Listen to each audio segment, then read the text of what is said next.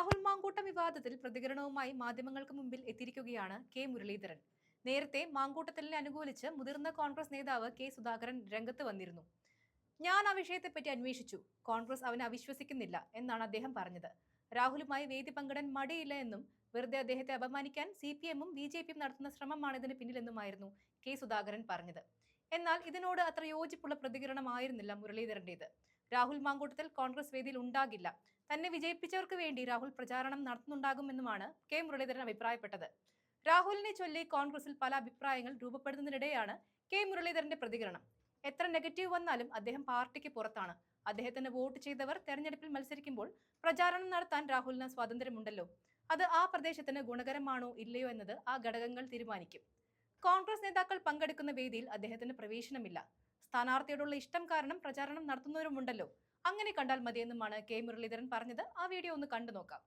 സ്ഥാനാർത്ഥികൾക്ക് വേണ്ടി ആർക്കും വോട്ട് പിടിക്കാനുള്ള അവകാശമുണ്ട്. അതായത് ഇപ്പോൾ ഇത് ലോക്കൽ ബോഡി ഇലക്ഷനാണ്. അപ്പോൾ സ്ഥാനാർത്ഥികളുമായിട്ട് വ്യക്തിബന്ധമുള്ള ഒരുപാട് ആൾക്കാരുണ്ടാവും. ഇപ്പോൾ ഞങ്ങളുടെ കൂട്ടത്തിൽ തന്നെ ഉള്ളവരൊന്നും സജീവമായിട്ട് പാർട്ടിയുടെ കമ്മിറ്റികളിലൊന്നും പങ്കെടുക്കുന്നവരല്ല. പക്ഷേ സ്ഥാനാർത്ഥിയോടുള്ള ബന്ധം കാരണം അവരൊക്കെ ഫീൽഡിൽ ഇറങ്ങിയിട്ടുണ്ട്. സ്വാഭാവികമായിട്ടും രാഹുൽ മാങ്കൂട്ടത്തിൻ്റെ ഇലക്ഷന് അദ്ദേഹത്തിനെ സഹായിച്ച പ്രവർത്തകർ ഇലക്ഷൻ നിൽക്കുമ്പോൾ അവർക്ക് വേണ്ടി ഡോർ ടു ഡോർ ക്യാമ്പയിൻ നടത്തുന്നതിന് തടസ്സമൊന്നുമില്ല. പക്ഷേ പാർട്ടി നേതാക്കന്മാരോടൊപ്പം വേദി പങ്കിടാനോ പാർട്ടിയുടെ നടപടിക്രമങ്ങളിൽ പങ്കെടുക്കാനോ അദ്ദേഹത്തിന് അവകാശമില്ല. അദ്ദേഹം സസ്പെൻഷനിലാണ്. അല്ല, അത് ഇപ്പോൾ അന്വേഷണത്തിലാണ്. അന്വേഷണത്തിൻ്റെ റിപ്പോർട്ട് വരട്ടെ. വന്നതിന് ശേഷം പാർട്ടിയെ കാര്യം തീരുമാനമെടുക്കും. അന്വേഷണത്തിൻ്റെ റിപ്പോർട്ട് പക്ഷേ അതിങ്ങനെ അനിശ്ചയമായിട്ട് നീട്ടിക്കൊണ്ടുവന്ന് ശരിയല്ല.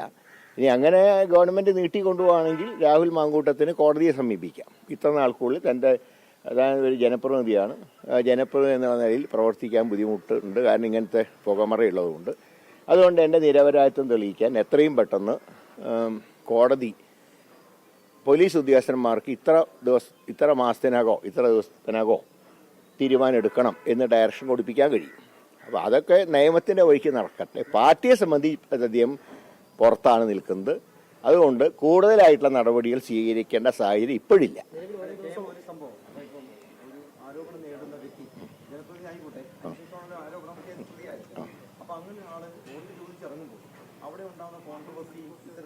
അതൊക്കെ അതാത് സ്ഥാനാർത്ഥികളും പാർട്ടി ഘടകങ്ങളും അതാത് പ്രദേശത്തിൻ്റെ വികാരമനുസരിച്ച് അവർ തീരുമാനമെടുക്കും.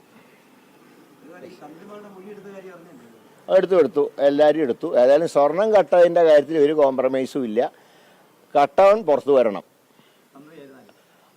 തന്ത്രി കുറ്റം ചെയ്തതൊന്നും ഞങ്ങളാരും വിശ്വസിക്കുന്നില്ല. അങ്ങനെ കുറ്റം ചെയ്യുന്ന തന്ത്രിമാരൊന്നും ശബരിമലയിൽ ഉള്ളതായിട്ട് ഒരു കംപ്ലൈൻറ്റും ആരും വന്നിട്ടില്ല.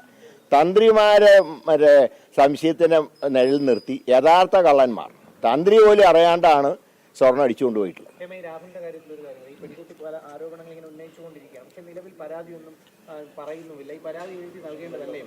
തീർച്ചയായിട്ടും ഞാൻ പറയുന്നത് തെറ്റ് ആര് ചെയ്താലും അത് ശിക്ഷിക്കപ്പെടണം.